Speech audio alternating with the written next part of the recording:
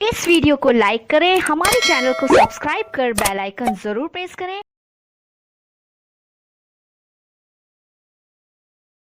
Hello दोस्तों, आप सभी का हमारे चैनल स्टडी रूप एजुकेशन में स्वागत है। आज के इस वीडियो में हम भारतीय इतिहास के बहुत ही महत्वपूर्ण टॉपिक सूफी संप्रदाय के बारे में पढ़ेंगे। भारत में कौन कौन से सूफी संप्रदाय हुए और उनसे जुड़े महत्वपूर्ण तथ्य जो कि परीक्षा की दृष्टि से महत्वपूर्ण हैं। तो चलिए वीडियो स्टार्ट करते हैं। अगर आप शिक्षक भर्ती की तैयारी कर रहे हैं और ऐसे ही अलग अलग विषयों के वीडियो पाना चाहते हैं तो हमारे चैनल को अभी सब्सक्राइब कर लीजिए। साथ ही यह वीडियो आपके सभी परीक्षाओं के लिए बराबर रूप से महत्वपूर्ण है। तो चलिए देखते हैं सूफी संप्रदाय क्या है। सूफी का शाब्दिक अर्थ होता है पवित्र या फिर ज्ञान। भारत में सूफी मत की शुरुआत 12वीं शताब्दी में हुई थी और भारत में कुल 14 संप्रदायों का उल्लेख मिलता है, जिनमें से 4 प्रमुख संप्रदाय हैं और परीक्षा में इसी से प्रश्न पूछे जाते हैं। पहला संप्रदाय है चिश्ती संप्रदाय, दूसरा है सुहरावर्दी, तीसरा है कादरी और चौथा है नक्शबंदी।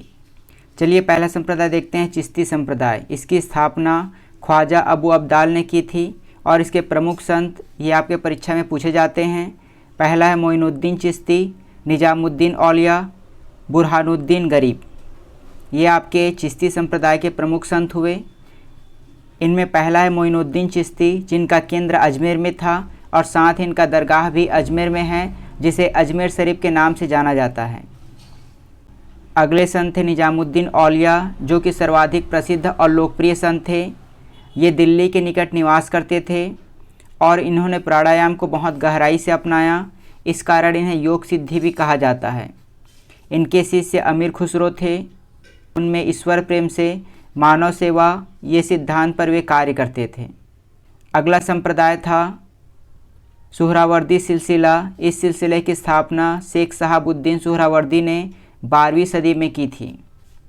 भारत में बहाउद्दीन जकारिया ने इस मत का प्रचार प्रसार किया और इस संप्रदाय के संत आरामदेह जीवन में विश्वास करते थे। प्रश्न है कि भारत में किसने मत का प्रचार किया, तो बहाउद्दीन जकारिया ने इस मत का प्रचार किया।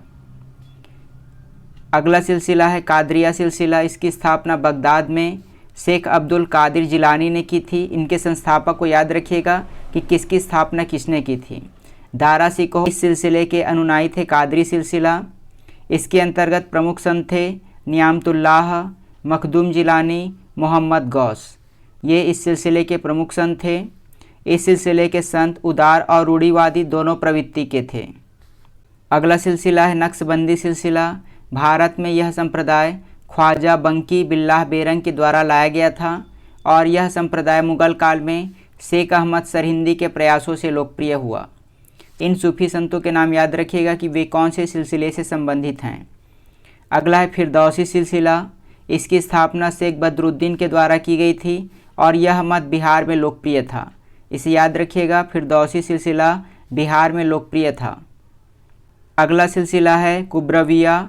इसकी स्थापना नजमुद्दीन अल कुब्रा ने की थी और यह सिलसिला कश्मीर क्षेत्र में प्रभावित था, कश्मीर क्षेत्र में प्रभाव में था। अगला है सूफी संतों से जुड़े कुछ महत्वपूर्ण तथ्य। मोइनुद्दीन चिश्ती का मकबरा इल्तुतमिश के द्वारा अजमेर में बनाया गया था। शेख सलीम चिश्ती का मकबरा अकबर ने फतेहपुर सिकरी में बनवाया था। इनके शासकों के नाम याद रखिएगा कि किनके मकबरा को किसने बनाया और वे कहाँ स्थित हैं। हज़रत निजामुद्दीन औलिया का मकबरा दिल्ली में है और वर्तमान में इसे हज़रत निजामुद्दीन के नाम से जाना जाता है। तो ये हुआ सूफी संप्रदाय से जुड़े कुछ महत्वपूर्ण तथ्य।